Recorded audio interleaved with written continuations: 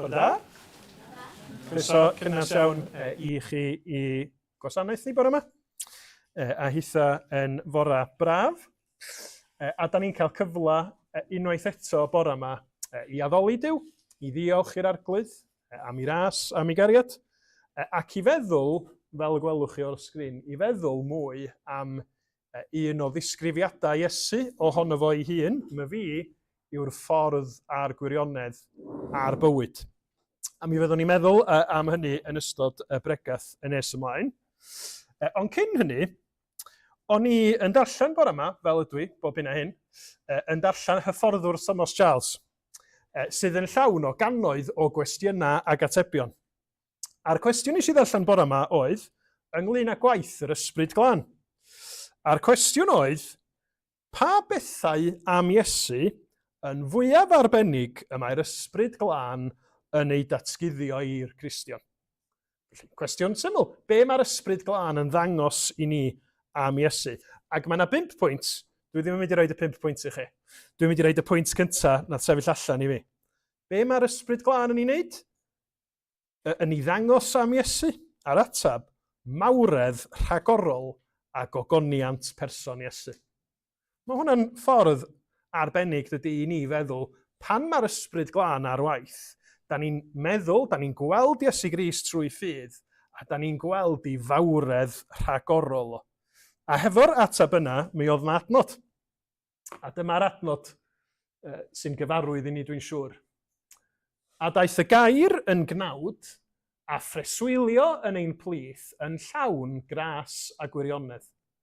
Gwelsom ei ogoniant ef, ei ogoniant fel unig fab yn dod oddi wrth y tad. Dyna pwy di Iesu Grist. Mae o'n ysblenydd, mae o'n disgleirio, mae o'n ogoneddus. A trwy'r Ysbryd Glân, da ni isio deall hynny, da ni isio ymateb i hynny trwy ffydd. Nid jyst deud, da ni'n gwybod y pethau yma am Iesu, ond bod ni trwy waith yr ysbryd yn profi mwy o hynny hefo'n gilydd. A dyna pam, bob tro da ni'n cyfarfod efo'n gilydd, da ni'n darllen y Beibl, ond da ni'n gweddio bod Duw ar waith trwy ysbryd. Felly na ni'n neud hynny i gyflwyno'r gwasanaeth i Dduw. Dwch ni weddio efo'n gilydd.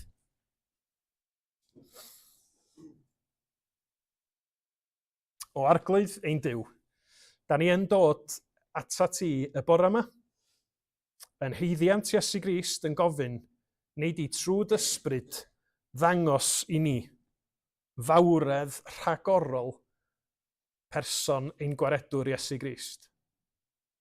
Nid i helpu ni i brofi, i gwmni fo, gwrando ar ei air o, a bod ni'n gallu ymateb wrth i ti yn ysbrydoli ni, wrth i ti yn symud ni, yn calonna, yn meddylia, i ni fod yn fwy diolchgar, i ni fod yn fwy disgwylgar, i ni ryfeddu eto fyth. Mor fawr ydy dy ras a dy gariad i ni ym mherson Iesu Grist. Yr un a ddaeth i'n byd ni a dalodd y pris yn llawn ar y groes am yn holl bechoda ni. Derbyn yn mawl am diolch ni a helpa ni i foli a diolch mwyn i ti gael y clod a'r ganmoliaeth yr wyt ti'n ei heiddi. A ni'n cyflwyno'r cyfan felly i ti, yn enw ac yn heiddiant Iesu Grist. Amen.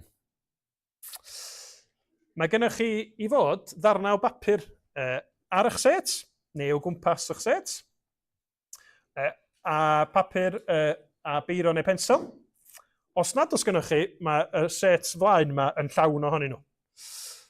A'r dasg syml iawn sgynnau chi bore yma, ydy gorffan y frawddeg, efo un gair, mae Iesu Grist yn... Iawn? Felly, un gair sy'n dod i'ch meddwl chi i ddisgrifio, mae Iesu Grist yn, a sgwennwch yr un gair ar eich darn o bapur. Ac yna, mi fydd rhai o'r plant yn dod o gwmpas i'w hel nhw, a mi na i ddarllen rhai o'ch atebion chi yn nes ymlaen, jyst cyn y stori plant. Felly, mae Iesu Grist yn... Be bynnag da chi'n sgwennu. Ok? A tra da chi'n gwneud hynny, na ni baratoi i gannu yn emyn cyntaf ni bore yma. Sydd, o mae chychwyn ni yn aralleiriad o Salm 19. O'i o'r, fy nghaig a fy ngwaredwr. Mae yna chydig bach o gliwiau i chi yma, os ydych chi eisiau sgwennu pethau am Iesu Grist. O'i o'r, fy nghaig a fy ngwaredwr, trysor mwyaf i fy enaid sych. Fy nyw, i ti does neb yn debyg, yno ti yn unig mae mwynhad. Dy ras, rhyddofn i ni ei blymio, dy serch, helaethach yw na'r nef. Gwirionedd, ffynon pob doethineb, fy angen di-ddiwedd a fy ngorau i.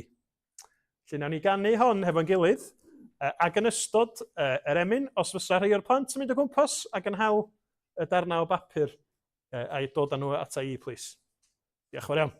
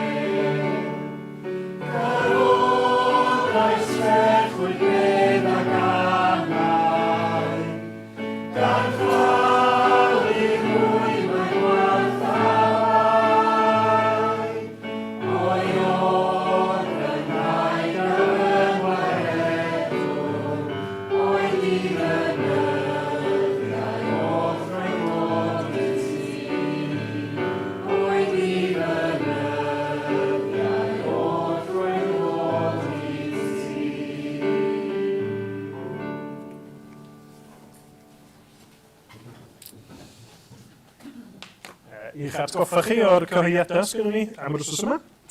I'r un o chi sy'n dod am bicnic i ti dad mam ar ôl swper, na chi, ar ôl Gwasanaeth. Os ydych chi gofio dod â cadar bicnic efo chi, neu siŵr bod gennym ni seti, a mae'r cyfeiriad ar y grŵp WhatsApp. A wedyn fydd yn astudiaeth ni heno o Exodus 35 am 6 yn y siop a dros Zoom. Nos Fercher cyfarfod aelodau yn tu ni neu ar Zoom am 8, a mae'r papurau wedi cael ei dosbarthu trwy'r e-bost gan Gwennan neithiwr. Heddiw ydy diwrnod ola Ysgol Sul. Mae chlwbiau ni wedi gorffan hefyd, felly bore dydd Sul nesaf fi gynnon ni ddim byd oni bai am y gwasanaeth yma am 9:10 a David Job fydd yn arwain, a mi fyddwn ni yn cael un astudiaeth ola tan y byddwn ni yn stopio dros yr ha am 6 nos Sul nesaf edrych ar Philippiaid 2 yn y siop eto. Un peth arall o'n i eisiau gofio deud, os oeddech chi wedi methu dod i Bryn y Groes ddoe, mae gen David Job recordiad o bregaeth gafodd ei recordio gan Adrian Breg, felly os chi'n holi Dafydd, mi gewch chi glwad yr bregaeth honno, ac oedd y ddwrnod braf iawn i fod yn Bryn y Groes efo'i gilydd. Eisiau dymuno dda i Heledd, mae wedi bod yn braf cael Heledd efo ni dros y penwthnos wrthnos dwytha. Bydd di mynd nôl penwthnos nesaf, dwi'n meddwl? Di Gwener nesaf. A pob bendith i chdi wrth ailafal yn prysurdeb paratoi ar gyfer myfyrwyr. A rhywbeth arall? A pleidlais. Os oes rhywun heb bleidleisio ynglyn â newid enw yr eglwys, mae'r bleidlais di mynd i'r aelodau i gyd ar e-bost, felly newch chi ni siŵr bod chi wedi pleidleisio unwaith. Mond unwaith. Os ydych chi wedi gwneud, gewch chi'n cofio amdano. Os nad ydy'r e-bost wedi dod atoch chi, siaradwch efo Dafydd, sgwylwch yn dda, i ni wneud siŵr bod pawb wedi cael cyfle i bleidleisio. Dyna fo dwi'n meddwl. A dymuniad y gorau i bawb ohonoch chi, dwi'n gwybod mae ein diwedd tymor ysgol, nifer o deuluoedd yn mynd i fynd i ffwrdd, mae yna gynadleddau, mae yna wersylloedd, mae yna lot o bobl yn mynd i fod ar chwal, ond gwedio, os ydych chi'n cael seibiant, os ydych chi'n mynd i wersyll, os ydych chi'n mynd i gynhadledd y bydd bendith Duw ac y byddwch chi yn profi i ddaioni o dros yr wsnosau a'r misoedd nesaf yma. Wych. Dyna fo, dwi'n meddwl. Awn ni mlaen at y darlleniad. A mae'n darlleniad ni'n dod o Efengyl Ioan, penod 14, a mae Aran am ddod mlaen i ddarllen i. Diolch.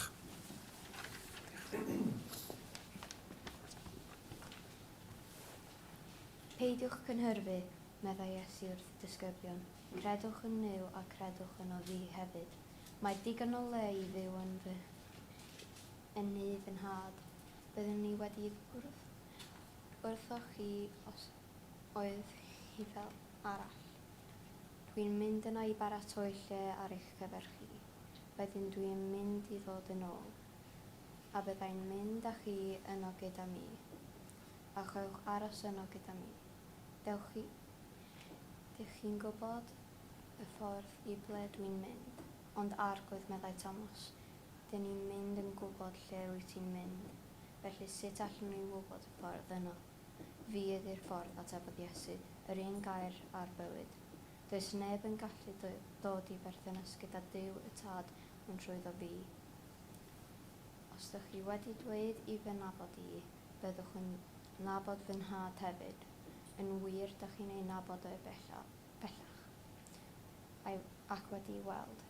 Arglwydd meddai Philip, dangos y tad i ni a fydd angen dim mwy arno ni.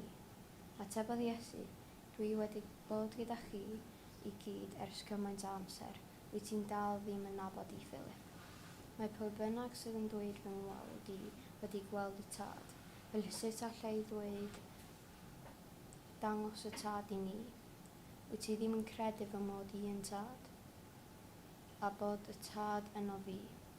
Dwi ddim yn dweud pethau ar fy liwt fy hun, y tad sy'n byw yno fi sydd ar waith. Credwch beth dwi'n deud, dwi yn y tad ac mae'r tad yno fi. Os ydy'r fy ngeiriau i ddim yn ddigon, dylch chi o leia gredu achos y pethau dwi'n ei wneud. Credwch i fi, bydd pwy bynnag sy'n credu yno fi yn gwneud yr un peth ag ydw i wedi bod yn ei gwneud. Yn wir, byddwn yn gwneud llawer iawn mwy, am y fod i yn mynd at y tad, bydd i'n gwneud beth bynnag ofynnwch chi am awdurdod i wneud, fel bod y mab yn anrhydeddu'r tad. Cewch ofyn i mi am awdurdod i wneud unrhyw beth ac fe i gwnaeth.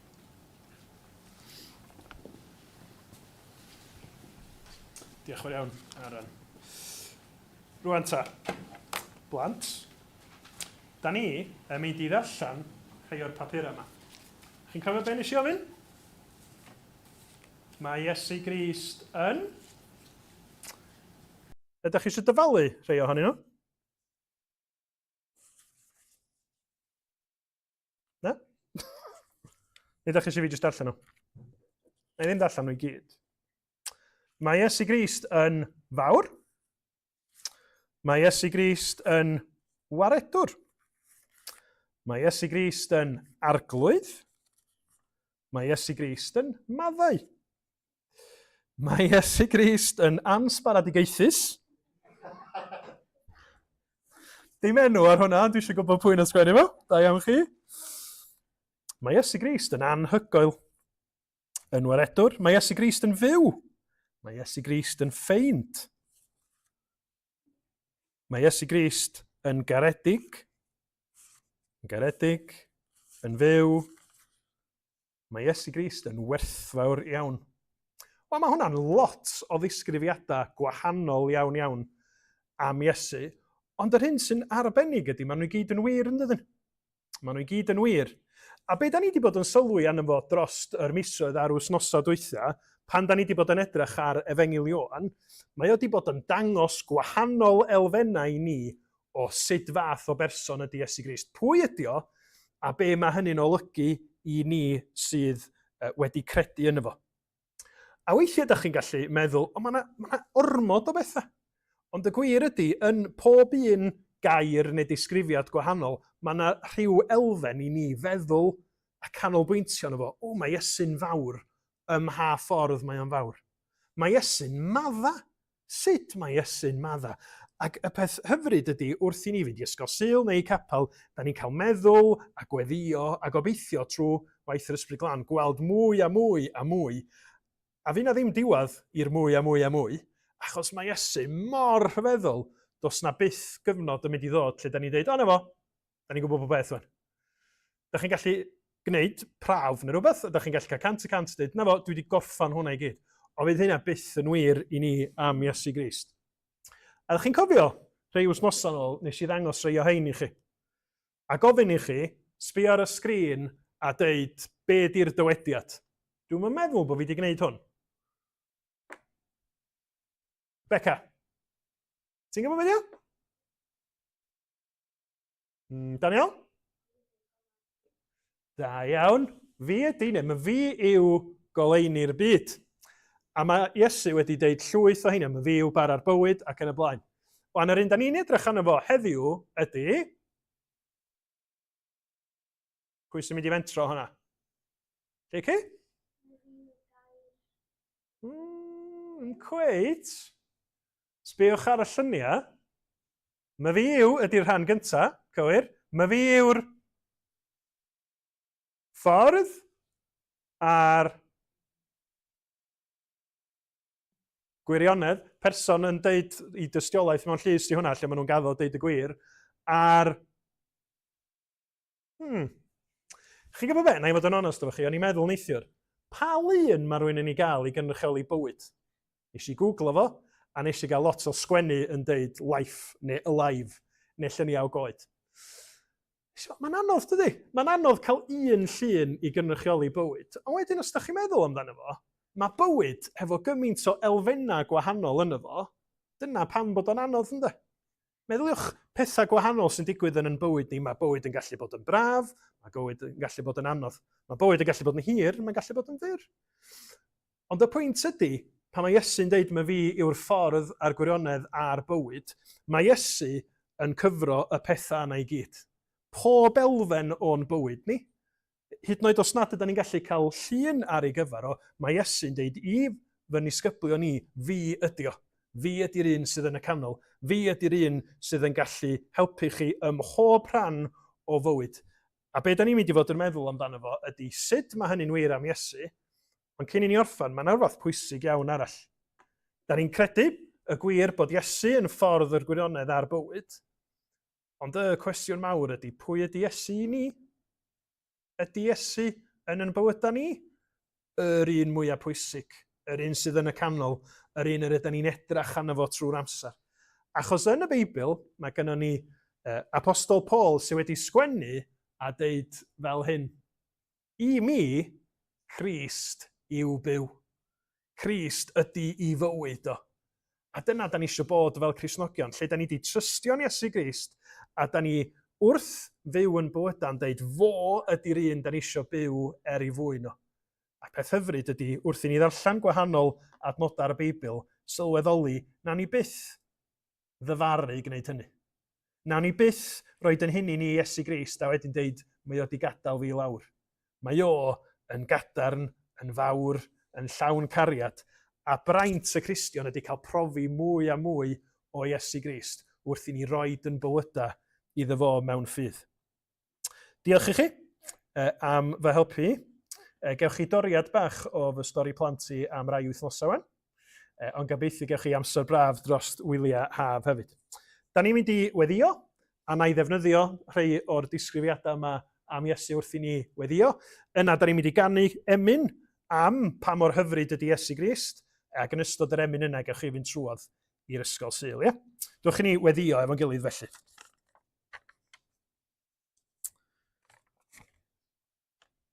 O arglwydd sanctaeth, da ni yn rhyfeddu ynglyn â yn gwaredwr ni, Iesu Grist sydd yn dduw ac yn ddyn. Y trysor mwyaf gwerthfawr i ni, yr un sydd wedi dangos i garedigrwydd trwy sicrhau maddeuant i ni, yn talu'r pris unwaith am byth ar y groes. A diolch arglwydd Iesu dy fod ti'n fyw bore yma, ac y byddi di yn fyw am dragwyddoldeb achos bod chdi wedi concro marwolaeth trwy datgyfodiad. Helpa ni yng nghanol yn bywydau ni sydd yn gallu bod yn anodd, sydd yn gallu bod yn ddryslyd, helpa ni droi ata ti ac ymddiried fel yn bod ni isio deud fel Paul, i mi, Crist yw byw ac elw yw marw. Trigar ha wrtha ni, arglwydd siarad efo ni yn yr ysgol Sul ac yng ngweddill y Gwasanaeth, a dangos i ni fawredd a pa mor hyfryd ydy Iesu Grist. Rwan, fory ac am byth. Clod i'w enw. Amen. Felly, da ni am ganu. Mor beraidd i'r credadun gwan yw hyfryd enw Crist. Mae'n lleisu boen, yn gwella ei glwy, yn lladd ei ofnau trist.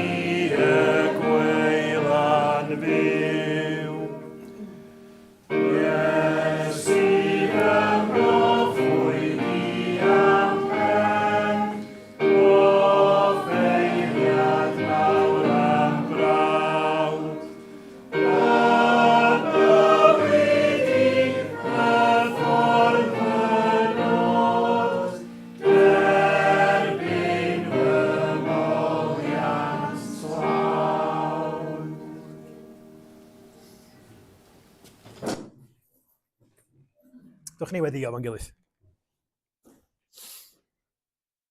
O arglwydd sanctaidd a holl alluog, mae hi'n fendith, mae hi'n fraint i ni gael dyrchafu a canu clod i enw Iesu Grist. Yr un yma na gymaint o agweddau gwahanol i'w fawredd, i'w ogoniant, i ryfeddod pwy ydi o i ni. Ni yn pechod, ni yn gwendid, ni yn dryswch. Neu di trwy dysbryd glân felly yn helpu ni i ymroi i fyw clod Iesu Grist. I ni fod yn barod i'w garu fo'n fwy ac i fyw yn bywyda hefo Iesu yn amcan, yn nod, gan mai fo ydy'n ffordd a'n bywyd a'n gwirionedd ni. Arglwydd helpa ni a maddau ni pan ydym ni'n caniatáu gymaint o bethau eraill fynd a'n golwg ni. Un amcanion a'n uchelgeisia ni'n hunin fod yn bethau da ni'n canolbwyntio arnyn nhw. Da ni'n gofyn am gael profi yn agosach o gwmni yr arglwydd Iesu. I ni allu deud ac i allu sychedu i gael deud yn fwy gonast, Iesu di'n trysor mwyaf gwerthfawr ni. Fo ydy'r un yr ydym ni'n dymuno i roed y cyfan iddo fo. Ac yn bod ni'n mynd i fethu, yn bod ni'n mynd i siomi ein hunain, bod ni'n mynd i siomi pobl eraill, da ni'n diolch am ras yna. Da ni'n diolch am waith gorffenedig Iesu Grist. Lle da ni'n heiddi dim, lle da ni arglwydd yn y nerth yn hunin, ac oherwydd yn cyfiawnder yn hunin yn heiddi dy farn di, eto yng Nghrist, da ni'n blant i ti. Da ni wedi cael yn mabwysiadu, a mae da air di yn addo byddwn ni yn cael etifeddu. Yn cael yn wir bod yn gyd etifeddion a Christ. Helpa ni fyfyrio ar y gwirioneddau syfrdanol yma. Boed i dair di fod yn fwyd i'n heneidia ni. I ni dyfu, ia, yn llawenydd, yn diolchgarwch, ond hefyd arglwydd, da ni eisiau tyfu mewn gostyngeidrwydd. Mewn parodrwydd i allu edifarhau, i allu cydnabod yn pechod, i ni allu ymddiheuro pan ydym ni yn brifo pobl eraill. Da ni'n gwybod o ran y natur, o ran yn cnawd pechadurus ni, bod hi'n hawdd iawn i ni fod yn falch, i ni boeni mwy amdana ni'n hunain na phawb arall. Da ni'n gweddio y bore yma y bydd gwaith dysbryd di yn tyneru ein calon ni. I dy ddylanwad di, ysbryd glân, a bod ffrwyth y gwaith yna yn cael ei amlygu yn yn ymwneud ni a'n gilydd, yn y ffordd ydym ni yn cerdded yn y byd. Arglwydd maddau ni. Arglwydd bendithia ni, os gweli di fod y dda, wrth i ni feddwl am yr wythnosa a'r misoedd nesaf yma, efo ella patrwm arferol yn cael ei newid, da ni'n gweddio na fydd hynny'n golygu bod ni'n pellhau oddi wrtho ti. Yn wir, da ni'n gweddio wrth i nifer gael seibiant, mynd ar wyliau, y bydd na adnewyddu yn perthynas ni hefo tydi dy hun. Y byddwn ni'n cael yn bywhau wrth i ni brofi dagoswydd di, bod ni ella yn teithio i lefydd gwahanol. Da ni'n diolch pa bynnag gornal o'r byd ydym ni, nad os na fan sydd tu hwnt i dy ras a dy gariad di. A da ni'n gweddio am y plant ar ieuenctid wrth iddyn nhw gael seibiant o golega ac ysgolion, wrth i'r paratoi fod yn digwydd ar gyfer gwersylloedd a chynadleddau. O dad, bendithio os gweli di fod yn dda.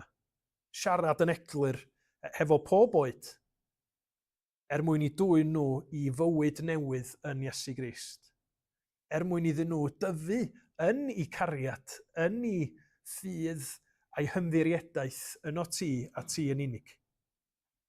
Trigar ha wrthyn ni felly. Da ni'n cyflwyno ein gilydd i ti, yn anghenion gwahanol, yn brwydra gwahanol, yn gofyn y byddi di yn goryw chlywodraethu dros y cyfan, a gwrth i ni fynd o ddydd i ddydd yn pwyso yna ti, y byddwn ni'n gallu tyfu yn gallu i dyfoli di gweitha'r amgylchiadau y byddwn ni yn ei wynebu.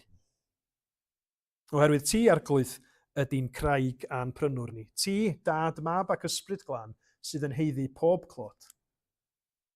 Gwranda'n gweddia ni, a maddau ni bob pechod a bai, os gweli di fod yn dda, wrth i ni ofyn i ti siarad efo ni trwy dair rwan. Da ni'n gofyn y cyfan, yn enw a thrwy heiddiant sy'n harglwydd a'n gwaredwr Iesu Grist. Amen.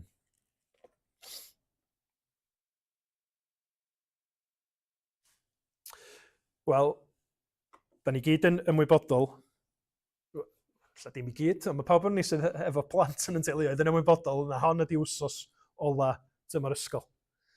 Ac felly mae pethau mynd i newid mewn sawl aelwyd pen wsos nesaf ymlaen. I rei fydd o'n anoddach, achos mae gwaith yn parhau a mae trio jyglo plant a gwaith yn digwydd i eraill, mae o'n gyfle i fynd i ffwrdd. A hyd yn oed os nad os gynnon ni blant yn teuluoedd, mae'r ha yn gyfnod lle da ni'n mynd ar grwydr yn aml yn dydi. I weld pobl wahanol, i ymweld ag ardaloedd gwahanol o Gymru, Ewrop y byd. Ac wrth i ni deithio, yn aml mae yna gwestiynau cyfarwydd yn cael ei gofyn. Pa ffordd da ni'n mynd? Pa mor hir fydd y daith? Os da chi efo plant eitha bach, ydyn ni yna eto? Faint da ni'n gorfod ddisgwyl tan da ni'n cyrraedd? A'r hyn sydd yn ddiddorol am gwestiynau fel ydy mae yna gwestiynau, fel ym mhob agwedd o fywyd, mae yna gwestiynau gwell a gwaith yn dys. Pan dwi'n y car, y cwestiwn dwi ddim yn werthfawrogi pan da ni yn symud ar ffordd ydy, ydyn ni yna eto? Achos dwi eisiau dweud, wel, wrth gwrs da ni ddim yna eto, da ni dal yn symud. Felly dwi'n gwerthfawrogi'r cwestiwn yna, ond os na faint gynnon ni fynd eto, dwi'n tybio bod hwnna'n gwestiwn gwell. Mae'n fwy adeiladol, dydy. Mae o'n help achos mae rhywun yn gallu paratoi i hynny. Hyd yn oed ar y ffordd i Baladdoe, yn Betws y Coed, ges i, da ni yna eto? Na, da ni'n Betws y Coed. Ond mae'n ddiddorol gweld, nid rhywbeth i blant yn unig ydy hyn, nac i. Mae'n rhywbeth da ni yn dymuno i wybod os ydyn ni ar dren, os ydyn ni ar fys, os ydyn ni ar awyren. Da ni eisiau gwybod lle da ni'n mynd. Ydyn ni'n mynd i gyrraedd, ydyn ni'n gorfod mynd ffordd wahanol. Dyma'r union gwestiynau da ni'n weld yn Ioan 14. Mae y disgyblion yn ei ofyn i'r arglwydd Iesu ynddo. Achos mae Iesu yn yr rhan yma o'r Efengil yn paratoi ddisgyblion ar gyfer yr amser pan mae o yn mynd. Pan fydd o ddim yn gorfforol yn ei plith nhw, ac felly mae'r adran yma yn deud, dyma fydd yn digwydd. Dyma sut mae pethau mynd i fod i chi. A mae Thomas yn darlleniad ni'n deud, lle ti'n mynd? Da ni'n gwybod lle ti'n mynd. Os da ni'n gwybod lle ti'n mynd, sut da ni'n gallu gwneud synwyr o hyn i gyd? A da chi'n sylwi sut mae Iesu yn dyner iawn fel petai o'n cywiro i gwestiwn o. A bron nad ydy o'n deud, ti'n gofyn y cwestiwn anghywir. Nid lle ti'n mynd, y cwestiwn, ac y cwestiwn mae Iesu di bod yn trio pwysleisio i'r disgyblion, y cwestiwn pwysica iddyn nhw ac i ni ydy nid beth sy'n mynd i ddigwydd lle da ni'n mynd, y cwestiwn pwysica ydy pwy ydy Iesu. Ac yn ei atab, 14:5, mae Thomas yn gofyn, arglwydd, da ni'n gwybod lle ti'n mynd, sut all ni wybod y ffordd. Atab Iesu ydy, my fi yw'r ffordd a'r gwirionedd a'r bywyd. Nid yw neb yn dod at y tad, ond trwy fi. Felly eto'n gelfydd iawn mae Iesu wedi dod â'r cwestiynau yma, cwestiynau mawr, da ni gyd yn ei ofyn, ynglyn â sut, pryd, pam, a mae o yn dod â nhw i gyd yn ôl ac yn deud pwy. Pwy ydy y cwestiwn? Ac mae o'r fath i chi a fi'n dydy. Pwy ydy Iesu i chi heddiw, wsos nesaf, drost y misoedd nesaf yma? Dyna be ydy'r cwestiwn tyngedfennol i bob un ohono ni. Achos os ydyn ni yn gallu deud fel Thomas ar ddiwedd yr Efengil, fy arglwydd am Duw, am Iesu Grist, fod i'n waredwr i, mae o yn agor bywyd newydd i ni'n dydy. Mae gennym ni berthynas o ffydd a Iesu Grist, ac yna mae'r cwestiynau eraill pam, sut, pryd yn disgyn i'w lle. Allwn ni fyw hefo peidio gwybod yr atebion i pam, sut, lle, os ydyn ni wedi cael ffydd, wedi cael yr argyhoeddiad o pwy ydy Iesu i ni. Ac felly, yn syml bore yma, cyn i ni ddod at fwrdd y cymyn, da ni'n mynd i edrych, a da ni'n mynd i edrych yn benna ar ffordd a gwirionedd. Achos da ni'n mynd i edrych cryn dipyn ar bywyd trwy'r myfiews gwahanol. Da ni'n mynd i ganolbwyntio mwy ar Iesu yn deud myfi yw'r ffordd a myfi yw'r gwirionedd. Felly, be mae Iesu yn ei ddysgu i'w ddisgyblion? Myfi yw'r ffordd. Be mae hynny'n olygu? Wel, mae Iesu wir, os da chi'n meddwl am yr adnodau o gwmpas hynny, yn egluro lot o be mae'n ei olygu. Mae fi yw'r ffordd, nes ymlaen ar ddiwedd yr adnod, nid yw neb yn dod at y tad, ond trwy o fi. Os ydych yn fadnabod i, byddwch yn adnabod y tad hefyd. Yn wir yr ydych bellach yn ei adnabod ef ac wedi ei weld ef. Iesu ydy'r ffordd at y tad. Mae Beibl.net yn dweud ffordd i gael perthynas hefo Duw y tad. Wan, da ni'n gyfarwydd â yr adnod yma, mae'n adnod enwog iawn iawn. Ond cymwch gam yn ôl hefo fi a meddyliwch pa mor rhyfeddol ydy be mae Iesu'n dweud yn hynny. Mae na fodd i ni sy'n bechaduriaid, ni sydd yn euog, ni sydd ddim yn heiddi perthynas â Duw o ran sydd da ni'n byw ac yn meddwl ac yn gweithredu, mae na fodd i ni ddod at Dduw. Dod i berthynas dragwyddol â Duw, ond mae o ond yn digwydd trwy Iesu Grist. Mae fi yw'r ffordd, yr unig ffordd. Dyna be mae diwedd yr adnod yn ei ddweud, ynddo? Nid yw neb yn dod at y tad, ond trwy o fi. Ac felly mae o'n yn helpu ni oherwydd mae o yn dangos i ni gwirionedd sylfaenol i'r Efengil, gwirionedd sydd yn aml yn cael ei guddio gan y byd.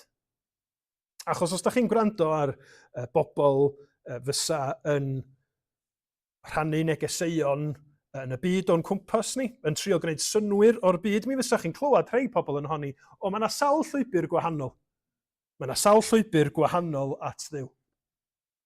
Ydy Iesu'n dweud hynny, nadi? Mae Iesu'n dweud, un ffordd sy'n na, fi ydy'r ffordd honno. Ac os nad ydych chi wedi dod trwydda i, os nad ydych chi yno fi, yn perthyn i mi, fydd na ddim mynediad at y tad. Fydd na ddim bendithion y tad, fyddwch chi'n farw yn eich camweddau, fyddwch chi'n wynebu barn. Felly mae o'n allweddol o ran cwestiwn, yda ni yn Iesu Grist, a'i fo ydy y ffordd i ni, yr un da ni yn mynd ato fo, yn teithio ar hyddi. Yr un yr ydyn ni'n deud, Iesu ydy'r cyfan i fi. Ac yr hyn sydd yn syfrdanol ydy meddwl, mae'n byd ni yn deud mae yna lot o ffyrdd gwahanol at Dduw. Mae yna lot o ffyrdd gwahanol y gallwn ni brofi mwynhad mewn bywyd. Ond os ydych chi'n meddwl am y gwahanol grefyddau, y gwahanol ffyrdd o fyw eich bywyd, mae nifer fawr iawn ohonyn nhw'n awgrymu bod na brosesa da ni'n gorfod i gweithredu. Da ni'n gorfod gwneud y pethau yma. Mae yna batrwm o wneud hyn ac mi gewch chi ddod at Dduw. Neu da chi'n gorfod mynd i'r cyflwr yma o heddwch hefo'r greadigaeth a da chi'n profi rhywbeth. Ond mae o'i gyd ar be da ni'n ei wneud. Ond da ni'n meddwl am yr Efengil, mae'r Efengil yn gwbl wahanol achos mae'r Efengil yn dweud, fedrwch chi ddim gwneud dim byd i ddod at y tad. Os da chi'n trio gwneud hynny, newch chi fethu oherwydd maint eich pechod chi a cyflwr eich calon chi. Ond yr Efengil ydy nid da ni'n gweithio'n ffordd i fyny at Dduw, ond mae Duw wedi dod ato ni. Chi'n cofio, llynedd oedd hi? Nathon ni'n cael cyfres yn edrych ar Gredon Ikea. Ac oedden ni'n edrych ar pwy oedd Mab Duw. A mae Credon Ikea yn sôn am Iesu, Mab Duw, yr hwn ein mwyn ni ac ein hiachawdwriaeth a ddisgynnodd o'r nefoedd. Nid ni sydd yn gweithio'n ffordd i fyny at Dduw, mae'r Beibl yn ei ddweud, Duw sydd wedi dod lawr ato ni yn Iesu Grist mwyn bod yn ffordd i ni at y tad. Ffordd i'r nefoedd. A'r unig un ydi o. Ac mae o wrth bwysleisio hynny yn deud wrth i ddisgyblion, ydych chi'n fadnabod i? Os ydych chi'n fadnabod i, os ydych chi wedi trystio yna i, yna mi fyddwch chi'n nabod y tad. Mi fyddwch chi'n dod mewn i'r berthynas gariadus ono, achos fi di'r ffordd, rhai wythnosau nôl, fi ydy drws y defaid. Dowch trwydda i. Oedden ni yn dreifio nôl o Bala prawn ddoe. Ac o'n i a lleicyn y car, ac oeddwn i'n mynd ar hyd yr A5. A ydych chi'n gwybod y darn yna, lle mae yna lot o ffordd syth rhwng Cerrig-y-Drudion a Pentre Weulas. Mae'n rhoi rhybudd i chi, y darn yna sydd hefo speed cameras yna fo. Felly, da chi'n gwybod dwi'n, os oes yna unrhyw un ohonoch chi yn cael eich dal yn goryrru ar y rhan yna, nid ych gweinidog chi di'r bai, achos dwi wedi rhaid y rhybudd i chi. Ond oeddwn ni yn gyrru nôl am Fangor, ac wrth gwrs, oedd hi'n braf, felly oeddech chi'n gweld mynyddoedd Eryri yn glir iawn yn y pellter. A nes i ddeud wrth leici, waw, sbia y fanna, ac oedd amwynelliad tryfan yn amlwg. Sbia ar tryfan y fanna. Meddylia, da ni'n gorfod mynd trwy'r heina i fynd adra, medda fi. Rhyfedd de, bod ni'n gorfod mynd trwyddo fo. Lleici ddim yn impressed iawn, oedd hi'n bita i aisloli. O wedyn nes i feddwl, mi oedd na gyfnod lle fysa im wedi bod yn bosib mynd â car ar hyd y ffordd yna trwy'r mynyddoedd.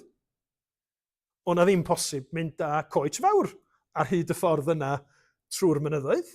Mi oedd rhaid i Thomas Telford, pryd bynnag oedd i 18 rhywbeth, mi oedd rhaid iddo fo agor ffordd newydd trwy y mynyddoedd sgynnon ni'n Eryri, mwyn galluogi y mynediad yna i'r ochr draw. A da ni'n rhyfeddu at ei gampwaith o, ond wrth gwrs, pensaer oedd Thomas Telford. Dwi'n meddwl bod o wedi bod wrthi yn gwneud y gwaith calad efo caib ar haw, ella bod fi'n anghywir. Ond pan da ni'n deud na Iesu ydy'r ffordd, nid jyst pensaer y ffordd ydy Iesu, fo sydd wedi aberthu i fywyd trwy farw ar y groes.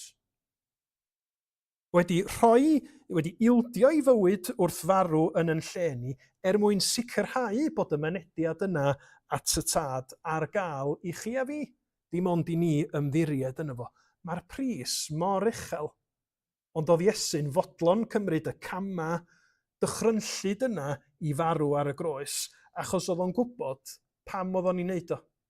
Ac oedd o yn caru ni ar fath gariad nes i fod o yn dymuno achub i bobl ac yn fodlon mynd i gael gwarad o'r rhwystyr ac ydy cosb a heiddiant yn pechod ni trwy farw ar y groes, sy'n golygu bod y Cristion yn gallu gwrando a meddwl am addewidion hyfryd fel hyn yn y Beibl a deud mae hyn yn wir i fi.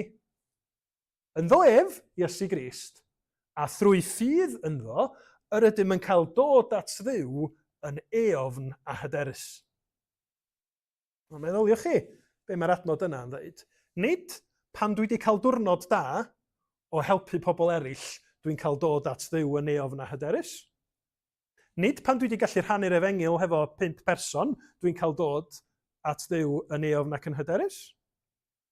Ynddo ef, a thrwy ffydd ynddo ef. Da ni'n pwyso ar Iesu Grist fel y ffordd, a da ni'n cael dod yn hyderus yn ei waith gorffenedig o, yn ei gyfiawnder o, yn y ffaith na fo, os liciwch chi di'r brawd mawr, mae wedi gwneud y gwaith fel bod y tad yn derbyn ni fel plant iddo fo achos be mae'r brawd mawr wedi wneud drosto ni. Ac felly gai ofyn i chi, pan da ni'n meddwl am Iesu yn deud my fi yw'r ffordd, ydy Iesu'n ganolbwynt taith ein bywyd ni? Achos meddwl am Iesu fel ffordd yn gwneud i ni naturiol feddwl am ni yn cerdded, yn dydi? A mae yna adnodau eraill am rhodio yn yr ysbryd. Pan ydym ni'n meddwl am yn bywyd ni, ydy Iesu Grist yn ganolbwynt? Ydy Iesu Grist yn gwmni ni? Ta, os da ni'n bod yn onast, ydym ni yn cytuno Iesu ydy'r ffordd yr gwirionedd ar bywyd, ond yn ymarferol, dwi'n cerdded fy mywyd i, fy ffordd i, ac yn gwneud y penderfyniadau dwi isio, ac yna bob hyn a hyn yn rhyw checio mewn efo Iesu.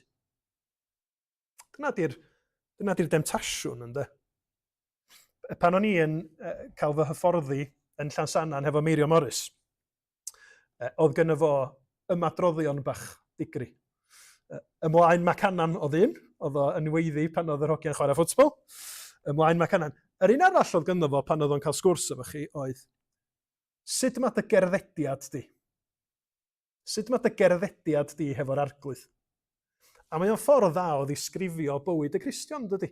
Da ni'n cerdded hefo Iesu Grist, fod i'r ffordd, fod i'r un da ni'n glynu ato fo, ac felly mae o'n gwestiwn pwysig i ni ofyn, ym mha fodd allwn ni ddeud Iesu ydy'r ffordd i ni, os ydym ni ddim yn talu lot o sylw iddo fo.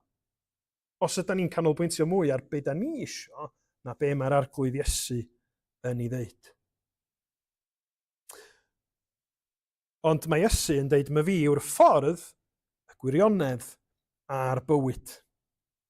Sydd yn gwneud i ni feddwl am reality, dydy. Os da ni'n meddwl am wirionedd, da ni'n meddwl am beth sy'n wir, go iawn, beth sy'n gelwydd, beth sy'n edrych fel bod o'n wir.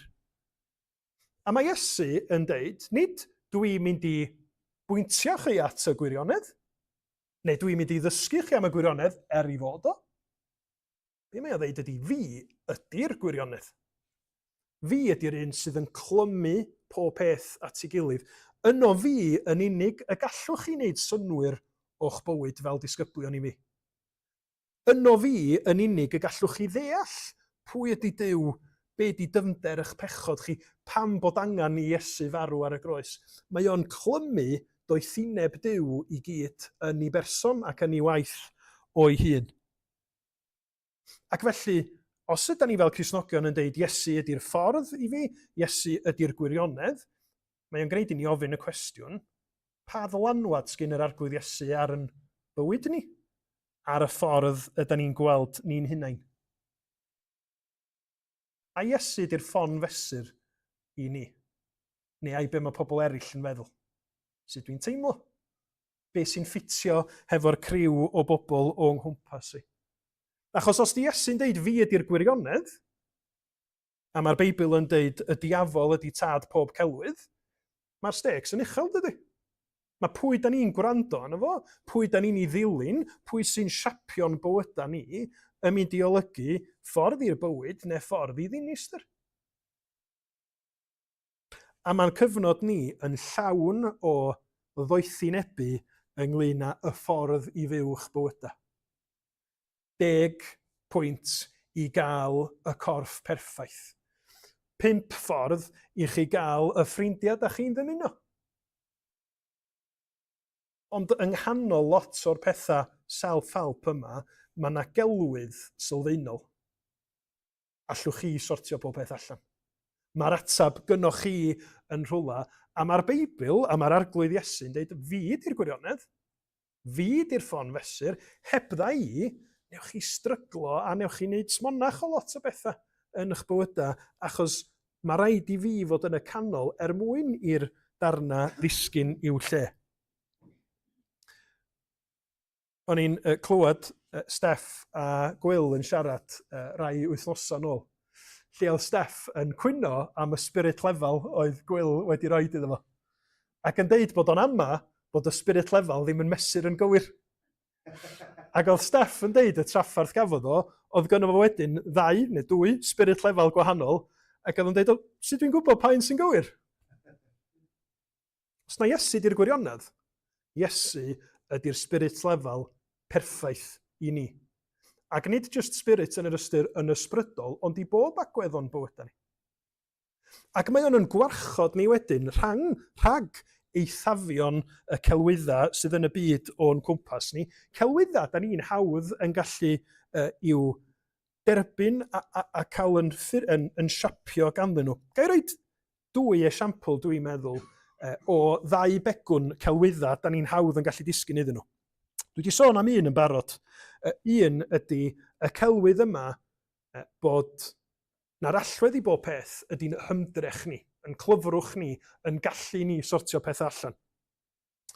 Felly, prynu'r llyfrau cywir, cael yr adnoddau priodol, y dechnoleg, neu be bynnag ydy'r peth da chi eisiau ei wneud, mae yna ryw fformula, mod i chi wneud hynny, mi gewch chi be da chi eisiau. Be mae hynny'n olygu? Da ni'n byw yn bywyda lle na be dwi eisiau, be dwi eisiau gyflawni, be di'n uchelgais i ydy pob peth.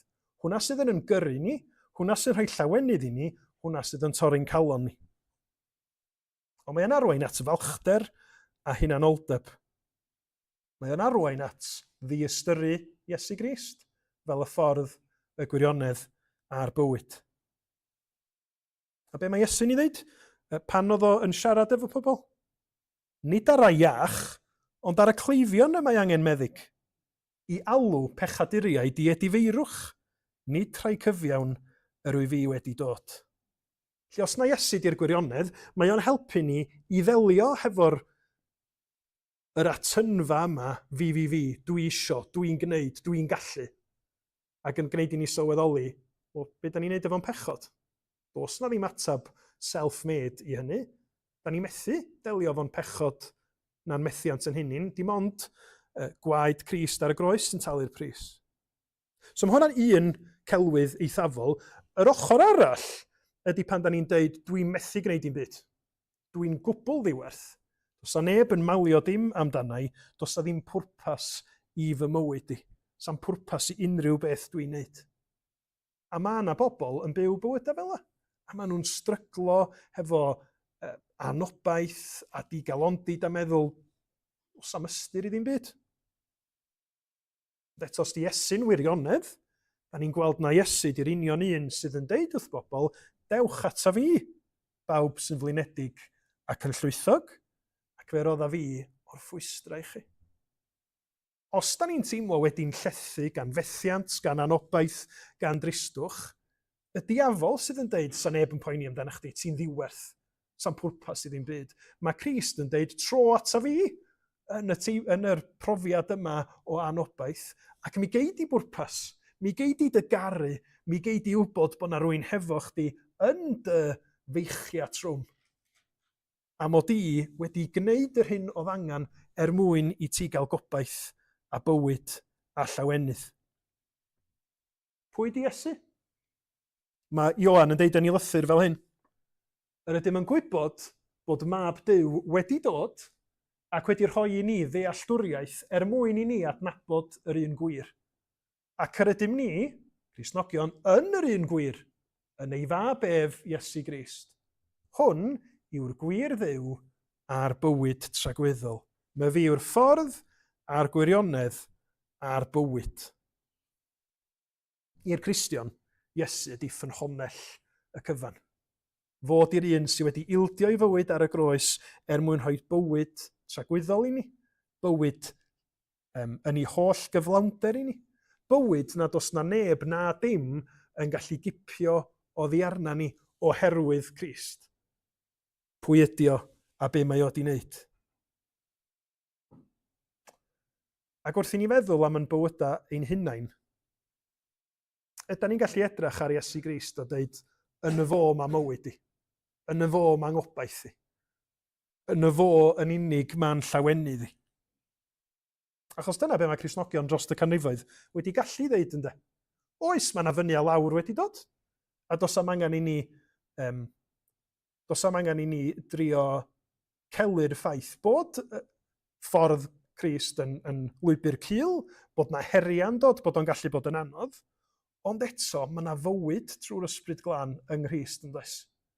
Mae o'n rhywbeth sydd yn codi ni eto ar ôl methiant i ddeud nôl at Grist. Maddau fi, helpa fi, deffra yna i yr syched yna i frwydro'n erbyn pechod, i garu chdi ac i garu yng nghymydog fel fi fy hun. A da ni'n mynd i orffan wrth ganu emyn Ann Griffiths, ond dwi eisiau sôn chydig bach wrthych chi am Ann Griffiths cyn hynny. Achos mae hi yn esiampl o rywun oedd yn byw i bywyd ac yn ddigon bodlon, yn mynd i'r ffeiria ac yn cymryd rhan mewn anterliwtia ac yn perfformio mewn dramau ac yn y blaen fel oedd nifer o'i ffrindiau theulu hi yn Sir Drefaldwyn. Ond pan oedd hi yn 19-20, mi glywodd hi rhywun yn pregethu yr Efengil. A mi nath hi sylwi am y tro cyntaf bod ei bywyd hi heb Iesu Grist yn wag. Bod hi yn bechadur. Bod na bellter rhwngthi hi a Duw, ac felly mi gychwynnodd hi ddarllen y Beibl, mi gychwynnodd hi wrando ar bregethau a mynd i seiada, a mi gafodd hi fywyd newydd yn Iesu Grist. Ac ifanc oedd hi, yn dod i ffydd, ifanc oedd hi'n marw, yn 29 oed, ond mae emyna hi yn dangos y bywyd newydd, yr rhyfeddod yn ei hi o weld Iesu Grist fel y ffordd, y gwirionedd a'r bywyd. Ac o fod mewn cyfnod lle oedd hi'n stryglo'n ofnadwy hefo'i phechod a'i chyflwr ei hun, wrth brofi maddeuant yn Iesu Grist, mi oedd hi'n gorfoleddu, a mae nifer o'i emyna hi yn dangos y rhyfeddod a'r gorfoledd yna i ni heddiw. Ac ai jyst mynd dros rhai o'r geiriau yn yr emyn yma. Mae'n cwbl groes i natur yw fy llwybr yn y byd, ei deithio'n af a hynny'n dawel yng ngwerthfawr wedd dy wyneb pryd. Iesu Grist, gwerthfawr. Wrth godi'r groes, ei chyfrin goron mewn gorthrymderau llawen fyw. Codi'r groes, dilyn Iesu Grist, strygls, ond mae o'n goron achos pwyd Iesu Grist. Ffordd yn union mor ddyrus i ddinas gyfaneddol yw Iesu di'r ffordd i'r nefoedd, i ddinas Duw. A wedyn mae'r penillion yma yn gyd efo ffordd yn y thema. Ffordd a'i henw yn rhyfeddol, hen a heb heneiddio yw Iesu Grist yn fyw ys 2000 o flynyddoedd. Ond pan mae o'n dod i ni, dio ddim yn hen, mae o'n ffordd heb ddechrau eto newydd, ffordd yn gwneud y meirwn fyw. Ffordd i ennill eithafeilwyr, ffordd yn briod, ffordd yn ben, ffordd gysegrwyd, af ar hyddi credu'n Iesu Grist i orffwys ynddi draw i'r llen. Ffordd na chenfydd llygad barcit ei bod fel hanner dydd. Sut da ni'n egluro hynna? Mae barcud yn gweld yn glir. Ac mae'r efengil yn glir i bobl mae'r ysbryd ar waith yn ei bywydau nhw. I rei sy'n gallu gweld lot o bethau eraill, allan nhw golli mawredd Iesu Grist. Mae'n anweledig i bobl sydd ddim yn credu, ond i rhai sydd yn credu mae hi'n ffordd glir, mae'n ffordd hyfryd, mae'n ffordd arbennig. Ffordd ddisathar anweledig i bawb, ond perchenogion ffydd. Ffordd i gyfiawnhau'r aniwiol, ffordd i godi'r meirwn fyw, ffordd gyfreithlon i droseddwyr, i hedd a ffafor gyda Duw. My fi yw'r ffordd a'r gwirionedd a'r bywyd. Nid yw neb yn dod at y tad, ond trwy o fi. Chi'n ei ganu yr emyn yma mewn gilydd, cyn i ni ddod at y cymyn.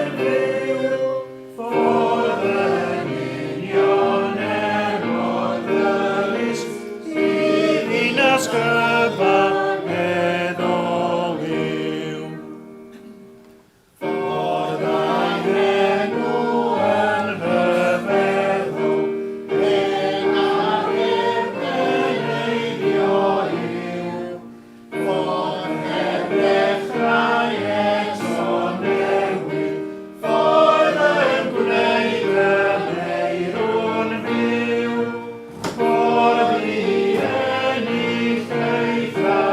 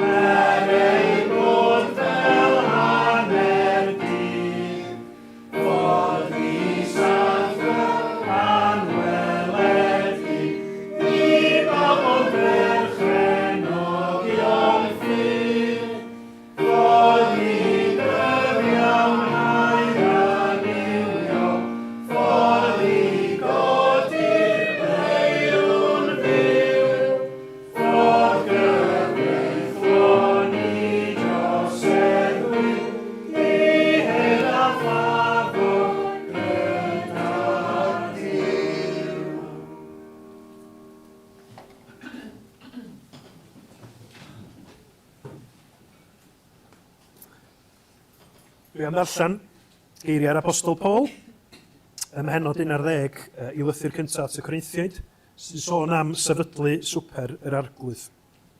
Lle mae'n deud fel hyn, oherwydd fe dderbyniais i oddi wrth yr arglwydd, yr hyn hefyd a draddodais i chwi. I'r arglwydd Iesu, y nos y bradychwyd ef gymryd bara. Ac wedi ddoddiolch, fe'i torodd a dweud, hwn yw fy nghorff sydd er eich mwyn chwi. Gwnewch hyn cof amdanaf. Yr un modd hefyd fe gymerodd y cwpan ar ôl swper gan ddweud, y cwpan hwn yw'r cyfamod newydd yn fy ngwaed i. Gwnewch hyn bob tro yr yfwch ef cof amdanaf. Oherwydd bob tro y byddwch yn bwyta'r bara hwn ac yn yfed y cwpan hwn, rydych yn cyhoeddi marwolaeth yr arglwydd hyd nes y daw. Wrth i ni ddod at fwrdd y cymyn, da ni'n ymatab i wahoddiad Iesu Grist, a da ni'n gwneud hynny nid yn cuddio, yn brwydra, yn euogrwydd, yn pechod, ond yn dod yn ostyngedig yn cyfadda bod ni angen gras a maddeuant Duw a bod o ond yn dod trwy'r unig ffordd Iesu Grist. A da ni wrth gymryd y bara'r gwin yn cael yn atgoffa o'r hyn wnaeth oherwydd ei gariad tuag atom ni. Bod o wedi bodloni i'w gorff o gael ei ddarnio a'i waed o dywallt, nid oherwydd i fod o'n heiddi hynny, ond oherwydd na gynnar gos bydda ni'n ei heiddi am yn pechod. Bod o wedi talu'r pris drosom ni unwaith am byth, mwyn yn gwahodd ni i brofi hedd a ffafr Duw yn Iesu Grist. Dwi ddim yn dda iawn am gofio geiriau emyna. Ac felly pan mae yna linella o emyna yn dod i fy meddwl i, mae yn tueddu fod yn rhywbeth lle dwi'n cymryd sylw ohono fo.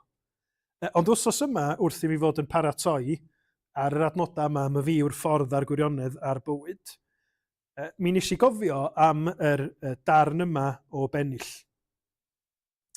Rhyfeddod a beryn ddiddarfod yw'r ffordd a gymerodd efe.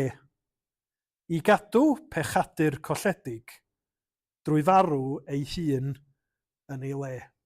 Dyna da ni'n ei gofio, dyna da ni'n diolch amdano fo wrth fwrdd y cymyn.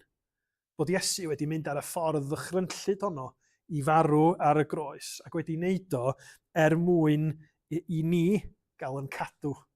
I ni fod yn symud o fod yn golledig ac mewn tywyllwch i fod wedi'n caru a'n hachub a'n mabwysiadu gan Dduw am byth oherwydd be mae Crist wedi wneud. Felly gael eich gwahodd chi i ddod yn ostyngedig, i ddiolch i'r arglwydd ac i weddio y bydd o yn dangos Crist yn gliriach i ni heddiw ac am yr wythnos sydd yn dod. Os da chi ddim yn credu, gai ofyn i chi yn garedig i beidio cymryd y bara'r gwin, mae o'n fara di gluten ac yn win di alcohol. Ac mae'r Beibl yn pwysleisio bod ni ddod yn wedi meddwl pam ydyn ni'n dod ac i ystyried ydyn ni yn caru yr arglwydd Iesu, ydyn ni yn caru ein cyd Gristnogion hefyd. Na i weddio, os daw Eirin a William ymlaen i'n helpu fi wedyn i rannu bara'r gwin cyn i ni gydfwyta a chyd-yfed efo'n gilydd. A tra fydd yr elfennau'n cael i rhannu, fyddwn ni'n canu emyn ar yn eistedd hefyd. Dwch chi ni weddio i ddechrau. O arglwydd sanctaidd.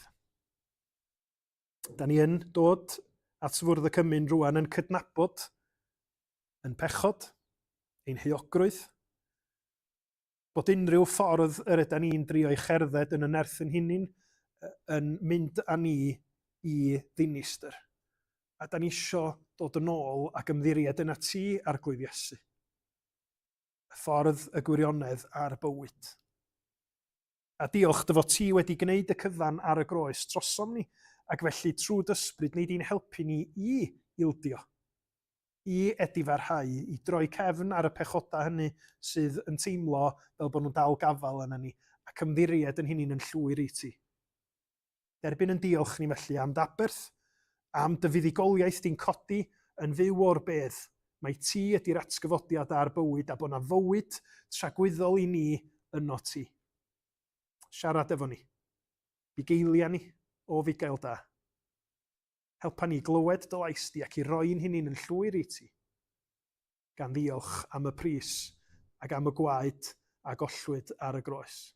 A ni'n gofyn hyn i gyd trwy haeddiant Iesu Grist. Amen. Staw Eirin a William ymlaen. Ac mi ganwn ni Iesu hunan yw fy mywyd. Iesu'n marw ar y groes.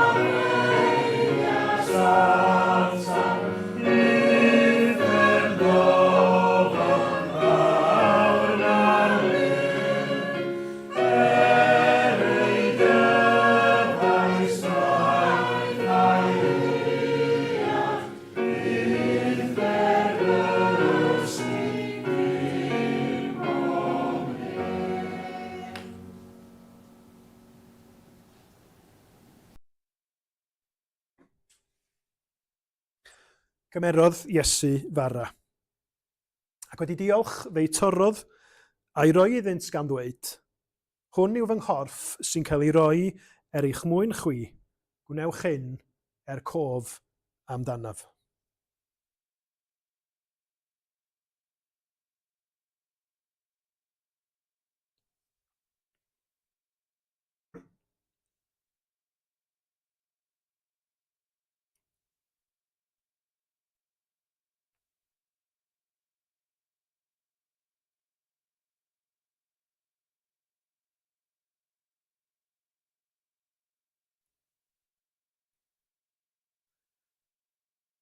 Do, carodd Duw y byd gymaint, nes iddo roi ei unig fab, mwyn i bob un sy'n credu ynddo ef beidio mynd i ddistryw, ond cael bywyd tragwyddol.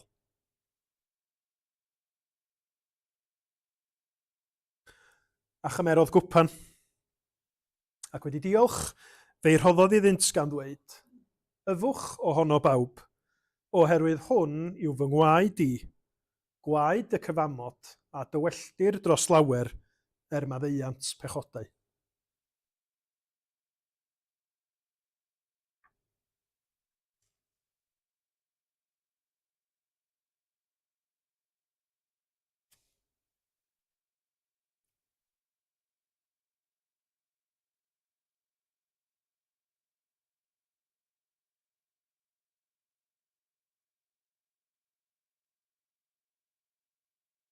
Ond archollwyd ef am ein troseddau ni, a'i ddryllio am ein camweddau ni.